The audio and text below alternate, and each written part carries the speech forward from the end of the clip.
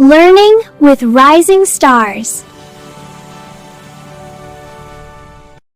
नमस्ते बच्चों, आज हम आपके लिए लाए हैं पंचतंत्र की प्रसिद्ध कहानी शेर और खरगोश की कहानी। क्या एक छोटा सा जानवर किसी बड़े ताकतवर शेर को हरा सकता है? चलिए ये कहानी में जानते हैं। तो शुरू करते हैं हमारी कहानी शेर और खरगोश की कहानी। बहुत समय पहले एक घने जंगल में एक खतरनाक और घमंडी शेर रहता था। वह हर रोज कई जानवरों का शिकार करता था। सभी जानवर इससे बहुत डरते थे। सभी जानवरों ने मिलकर एक दिन जंगल में सभा बुलाई और शेर से कहा, महाराज, आप रोज इतने जानवरों को मार देते हो। अगर ऐसा चलता रहा हम सब खत्म हो जाएंगे। तो तुम लोग क्या चाहते हो? महाराज, हर रोज एक जानवर खुद ही आपके पास भेज देंगे, जिससे आपको शिकार करने की भी मेहनत करनी नहीं पड़ेगी। ठीक है, लेकिन ध्यान रहे हर दिन समय पर मेरा खाना आना चाहिए। अब हर दिन एक जानवर शेर के पास जाने लगा। एक दिन खरगोश की बारी आई। वह बहुत छोटा लेकिन बहुत चालाक था।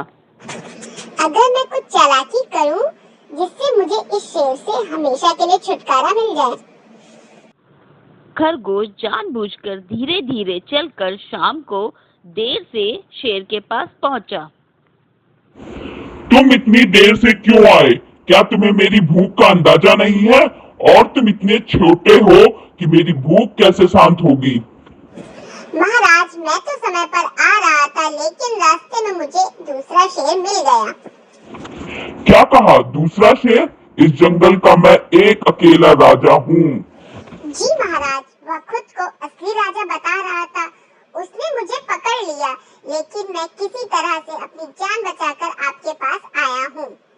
मुझे तुरंत उस शेर के पास ले चलो। खरगोश शेर को एक गहरे कुएं के पास लेकर गया।